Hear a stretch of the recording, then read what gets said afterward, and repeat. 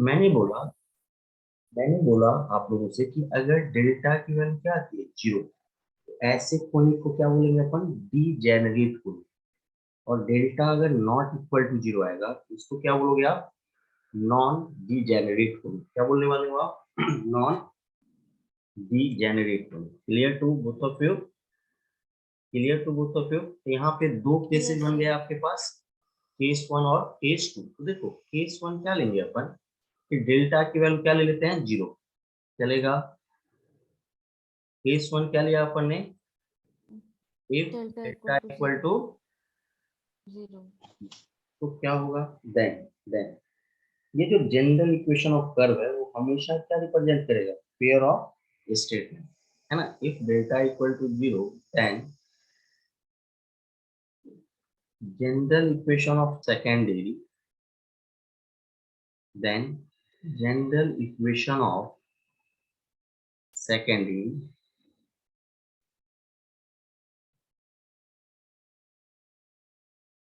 always represents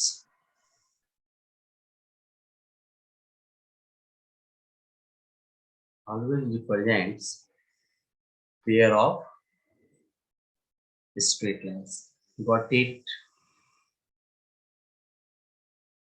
clearly समझ में आया क्या? अगर डेल्टा की वैल्यू बेटा क्या हो जाए, जीरो हो जाए, तो general equation of secondary always represents pair of straight line. ये क्लियर हो गया स्ट्रेट क्या? लाइन। ये समझ में हाँ आया? सर। मतलब ऊपर जो तुमने डेल्टा फाइंड आउट किया है और डेल्टा की वैल्यू क्या आ गई तुम्हारे पास, जीरो, तो वो क्या रिप्रेजेंट करने वाला है बताओ मुझे। Pair hello, of straight line. Pair of straight lines. मतलब what is the condition that general equation of curve or general equation of second degree represents pair of straight line, that is delta Delta equal to should be zero. equal to 0. Am I right? That is delta equal yes to sir. zero. Is it clear to both 0. of you? Zero. Yes, sir. Yes हाँ। Sir. अब case to क्या बनेगा बेटा, ये बताओ आप लोग। Delta not equal delta to 0. Not equal to zero. Yes, delta not equal to zero. Then अब क्या होगा ये देखो, तो अब ये होने वाला है कि अगर डेल्टा की वैल्यू जीरो नहीं है, तो अब यही कर्व जिसकी अभी बात कर रहे हैं अपन, वो ना डिफरेंट कोनिक्स को रिप्रेजेंट करेगा। क्या रिप्रेजेंट करने वाला है, डिफरेंट कोनिक्स को। मतलब वो सर्कल भी हो Conics. सकता है, वो पैराबोला भी हो सकता है, Parabola. वो इलिप्स भी हो सकता है, वो हाइपरबोला भी हो सकता है, और वो रेक्टेंगुलर हाइपरबोला भी हो सकता है। Hyperbola. देखो ये एक टेबल दिख रहा है क्या, देखो यहाँ, Yes, sir. ये मैंने यस बना सर। दिया, वन,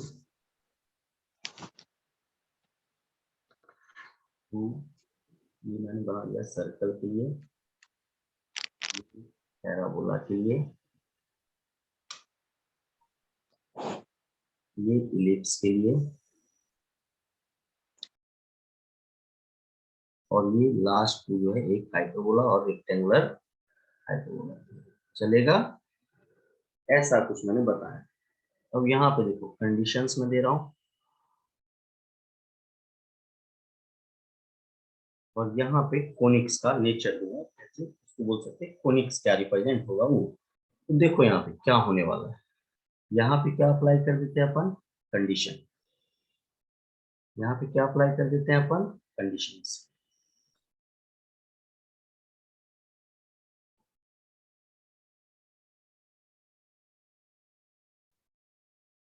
और यहाँ पे अपन लिखते हैं कि अगर ये कंडीशंस होगा, ये कौन से कर्व को रिप्रेजेंट करेगा, कोनिक्स क्या होगा, है ना। मतलब उसका बोल दो nature of conics, nature of curve. चलेगा, देखो यहाँ पे अब आप लोग लिख सकते, कंडीशन और कर्व यही है बेटा, कर्व यही है, कर्व मतलब जनरल इक्वेशन यही रहेगा, ax square b 2hx by square plus 2gx plus 2fy plus equal to zero ही है। लेकिन लेकिन देखो डेल्टा तो आपने पहले ही बोल दिया कि नॉट इक्वल टू जीरो है, साथ में अगर h की वैल्यू क्या हो जाए, जीरो, और a इक्वल टू क्या हो जाए बेटा, b, तो क्या रिप्रेजेंट करेगा, एक सर्कल को रिप्रेजेंट करेगा। Circle. अगर आपने सर्कल पढ़ा होगा, सबसे पहले यही कंडीशन पढ़ाई गई होगी आप। Yes, sir. सेकेंड वन, अगर एच स्क्वायर की वैल्यू ए भी हो जाए, ये पैराबोला को रिप्रेजेंट करता है। Parabola. अगर h square less than ab हो जाए तो represent N ellipse, ellipse, N ellipse. और अगर h स्क्वायर की वैल्यू ग्रेटर देन ab हो जाए क्या रिप्रेजेंट करेगा? hyperbola, hyperbola. Got it? yes sir, और अगर क्या बोला ना लगा h square greater than ab हो जाए तो हाइपरबोला तो होगा। साथ ही साथ अगर a प्लस बी की वैल्यू क्या हो जाए? जीरो। a प्लस बी की वैल्यू क्या हो जाए? rectangular hyperbola, In that situation, a rectangular hyperbola, a rectangular hyperbola hyper, चलेगा। और रेक्टेंगुलर हाइपरबोला का दूसरा नाम भी है, that is known as equilateral hyperbola. क्या बोल सकते हो आप? Equilateral hyperbola. equilateral जगह कम है, hyperbola, मैंने इक्विलेटरल एच लिख दिया है, मतलब इक्विलेटरल हाइपरबोला। hyperbola, तो अब आप समझो ये टॉपिक कितना इंपॉर्टेंट है। अगर तुम्हें ये टॉपिक समझ में आ गया, तुम्हारे पास एक पूरा का पूरा ओवरव्यू आ गया कि अच्छा इसी कर्व की हेल्प से अपन सारी चीजें पढ़ने वाले हैं। एम आई राइट? का मतलब यही yes Yes, sir, sir. equation, मतलब ये जो इक्वेशन आप देख रहे हो ना रेड कलर के स्क्वायर में, a x square plus two h x y, sorry red colour के रेक्टेंगल में a x square plus two h x y plus b y square plus two g x plus two f y plus equal zero, यही इसको आप pair of straight line में भी पढ़ोगे, इसी को आप सर्कल में भी पढ़ोगे, इसी को आप पैराबोला में भी पढ़ने वाले हो, और इसी को आप इलिप्स हाइपरबोला और रेक्टेंगुलर हाइपरबोला में भी आने वाला है। अब कैसे क्या होगा वो मैंने डायरेक्ट क्लियर कर दिया कि डेल्टा की वैल्यू अगर जीरो है तो वो क्या रिप्रेजेंट करेगा? हमेशा पेयर ऑफ स्ट्रेट लाइन को रिप्रेजेंट करेगा। और डेल्टा नहीं जीरो है तो फिर डिफरेंट कंडीशंस के लिए डिफरेंट कर्व्स को रिप्रेजेंट करेगा, जो कि मैंने आपको बताने की कोशिश की। ये समझ में आया? yes sir, Yes, sir. अभी अभी सिर्फ और सिर्फ अपन किसकी बात कर रहे हैं बेटा? केस वन की, है ना? कि ये जो कर्व है जनरल इक्वेशन ऑफ कर्व को रिप्रेजेंट करेगा। किसको रिप्रेजेंट करेगा? जनरल इक्वेशन ऑफ कर्व को। और डेल्टा की वैल्यू अगर जीरो है तो ये क्या रिप्रेजेंट करेगा? Pair of straight line. pair चलेगा? of straight line, ये क्लियर हुआ? Yes, sir. मैं आगे कंटिन्यू कर रहा हूँ। अब इस पे मैं एक प्रॉब्लम ले रहा हूँ और जिससे मैं सारी चीजें और अच्छे से क्लियर करने की कोशिश कर रहा हूँ। तो देखते हैं यहाँ पे आप लोग।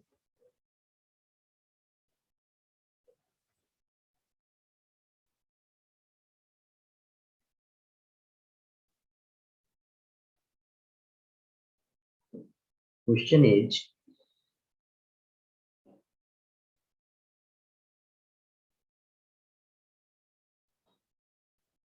prove that the equation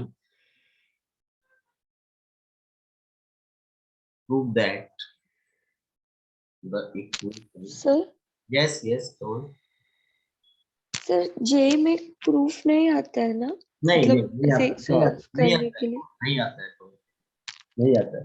but question जो केवल बनते हैं ना वो इसी सब्जेक्टिव का एक छोटा सा पार्ट लेके वो ऑब्जेक्टिव बनाते हैं। ठीक है? अगर आप सिर्फ और सिर्फ ऑब्जेक्टिव क्वेश्चन बनाओगे तो आपके उतने अच्छे से कॉन्सेप्ट क्लियर नहीं हो पाएंगे। तो अगर ना अपने को ऑब्जेक्टिव yes sir, ये क्या हाँ कर सर आपने ट्रिग्नोमेट्री में भी बताया था ये, होता क्या है कि जैसे जब हम ऑब्जेक्टिव कर रहे थे, क्या होता है, टाइम बाउंडेशन होता है ना अपने को कि आप ज्यादा बड़ा हाँ क्वेश्चन पूछ ही नहीं सकते क्योंकि 1 मिनट में क्वेश्चन बनना चाहिए 2 मिनट मैक्सिमम। तो उस सिचुएशन में होता है क्या कि जो सब्जेक्टिव क्वेश्चन इंपॉर्टेंट वाले होते हैं उसका वो छोटा सा पार्ट ले लेते हैं। तो इसलिए अच्छा ये जो है बेसिक कॉन्सेप्ट, इसमें क्या कर रहा है एक बार पढ़ो उससे क्लियर हो जाएगा, है ना? Prove that the equation yes sir, 3y² minus 8xy minus 3x² minus 29x plus 3y minus 18 equal to 0 represents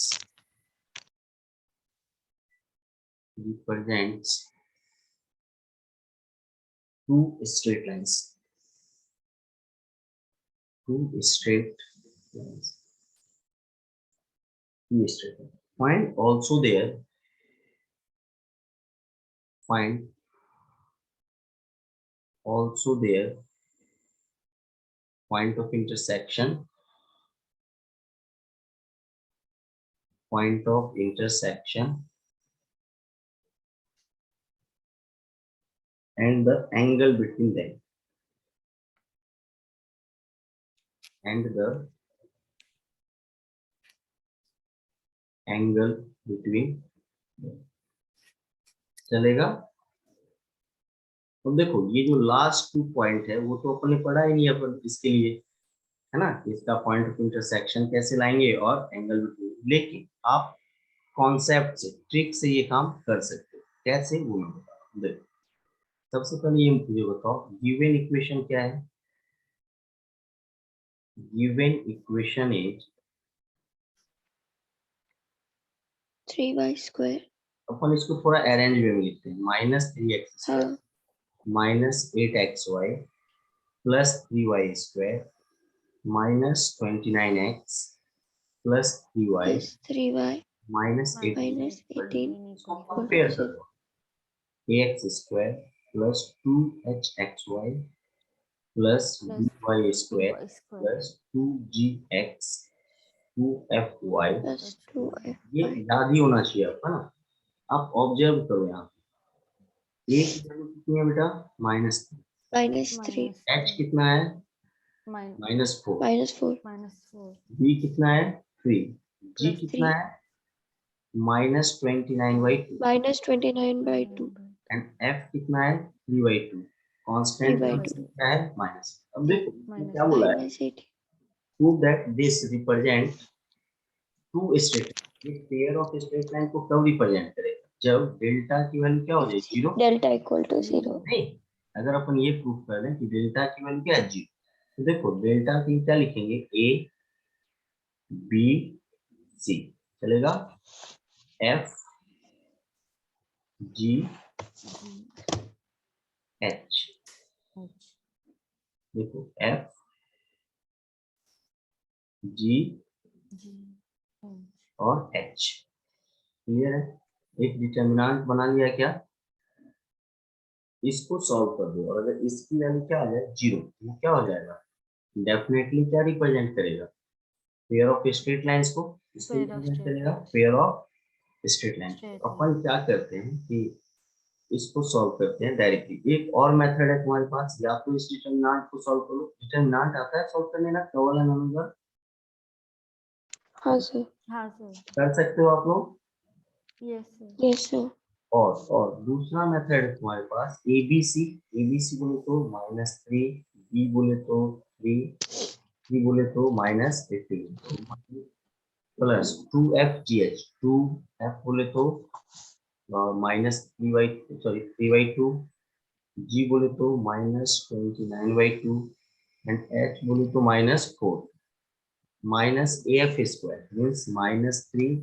-3f² मतलब 3/2² -bg²। b बोले तो 3, g का मतलब -29/2 का स्क्वायर -ch² मतलब -18 और h² -4²। इसकी वैल्यू दोनों में से अगर आप किसी एक की वैल्यू क्या ले आते हो 0, तो ये क्या रिप्रेजेंट करेगा, pair of straight line. Is it clear to both of you? ये कर लोगे या करना है अभी? नहीं सर कर लेंगे। हाँ, ये दोनों करते हैं अपन। टाइम देखो हो गया है अपना आज का, तो क्या नगा का क्लास भी होगा ना, है नगा आज क्लास, है ना। तो ये बस आप इतना करके लाना, ये दोनों बस इतना प्रूव कर दो कि ये पेयर ऑफ स्ट्रेट लाइंस को रिप्रेजेंट करते हैं। रिमेनिंग पार्ट इसको मैं अगली क्लास में, चलेगा? Yes sir.